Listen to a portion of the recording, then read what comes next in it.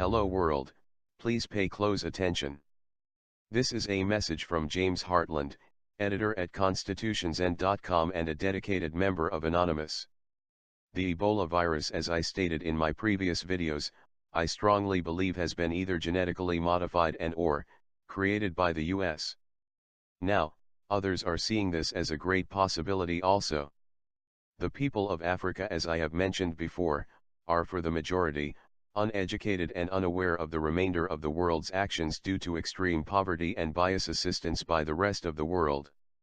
While we rush to the aid of westernized countries including South Africa, we seemingly care not about the less fortunate people of Africa. This is an outrage to me and many others. It seems that because of Africa's poverty levels and the opinions of the rest of the world for the most part that these people are barbaric cavemen, this has gone on for years without notice until now. Most people of the world act as if they are intelligent and better than others. They are unaware that just because these people in Africa do not live as we do, does not mean that they are stupid and unable to care for themselves. If this were the case, there would be no African people. If you think about it, these people can survive in one of the harshest environments in the world and have skills to do so that westernized people are unaware of. If most of us were forced suddenly to live without technology, we would be the ones who would die off because in reality, we are the stupid ones.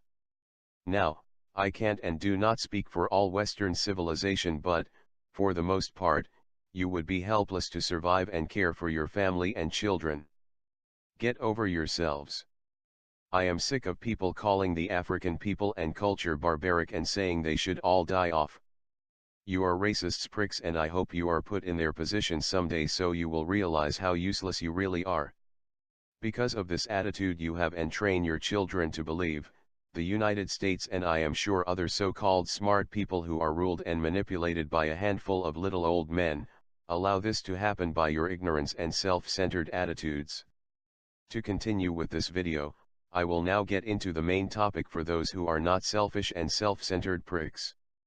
The guilty have most likely closed it already anyway. For those of you still watching, thank you for your support. As I have mentioned in my previous videos, Ebola Zaire, a very real threat, and Ebola Zaire, a very real threat Part 2, the Ebola virus was bound to escape Africa and will come knocking on your door. In a very short time after video 2, this has become a reality. As most of you already know, a man called Thomas Eric Duncan has flown from Liberia, the highest infected country in West Africa, to Virginia and then to Dallas, Texas. Liberian authorities have stated that Thomas had filled out a questionnaire and stated that he had not come into contact with any Ebola victims and was not sick.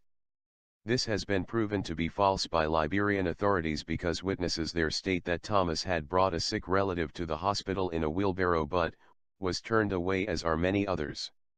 Now, we hear much about Dallas, Texas and the story that is said to originate there, but what about Virginia? Surely there was a layover as there is on all flight transfers. Who did Mr. Duncan come into contact with there? 2 patients in Virginia have been tested for Ebola and media states that the results have returned negative.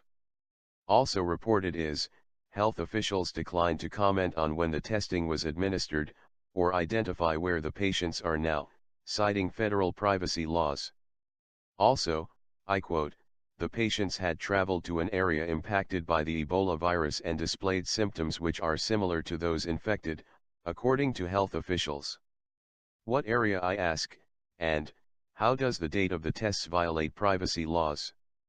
This is a ploy to stall reality, I assure you. The patients were isolated and tested. Preliminary results indicated they do not have Ebola. Keep in mind that preliminary means before the real tests are done. The CDC and the World Health Organization insist that Ebola cannot be infectious if the person has no symptoms as of yet, but this man apparently lied about his actions in Liberia, so are we supposed to believe he had not at least had a headache, achy muscles, flu-like symptoms, etc.? Early symptoms of Ebola include a headache which could be ignored and treated as normal, but if it was because of Ebola, would this not make him infectious? I previously reported that because of the fact it is now or nearing the flu season, which has very similar symptoms to early Ebola infections, that this would be the best time to introduce Ebola into the population of the rest of the world to cause confusion among doctors. It is happening now, as I stated.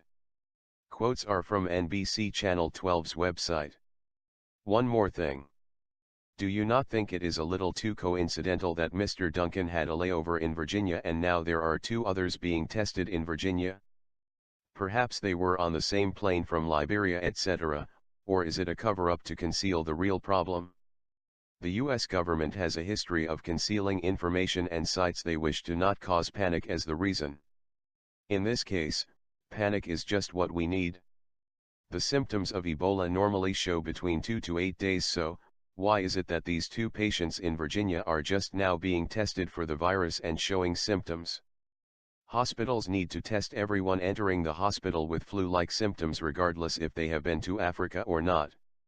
This would surely help early diagnosis of the illness and stop the idiotic actions of the dumbasses at the hospital that sent Mr. Duncan home with Ebola.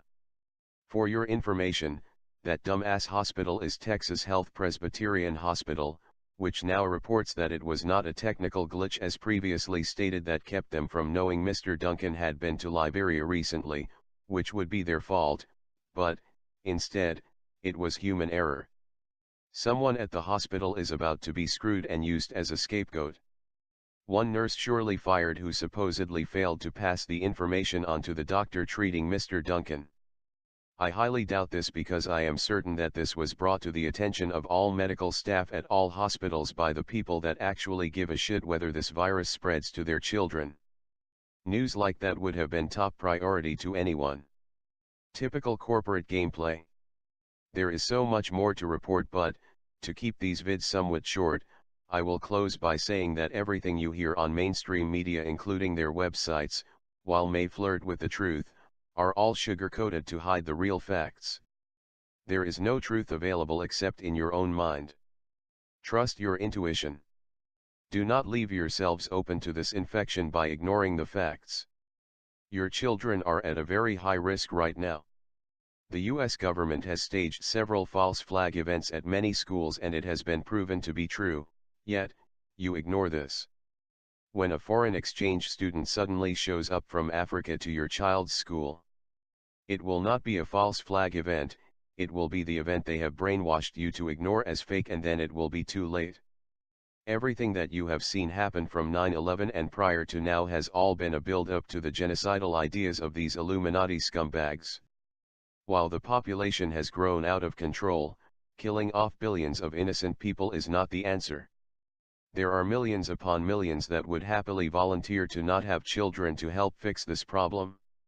That would just cost too much money to monitor, so remember, be smart, stop being stupid and try and think like a criminal so you may understand what these dirtbags from Obama to the Rothschilds are up to.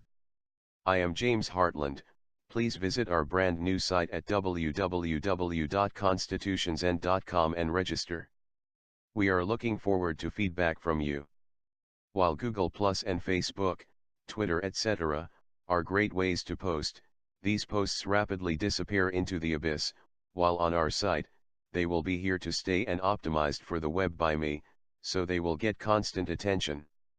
I will provide links to our new Facebook account, Google Plus and Twitter, etc. in the description, so please visit and friend us to help move along the process. There is little time. Again, I am James Hartland, a dedicated anonymous member. We are Legion. We do not forgive.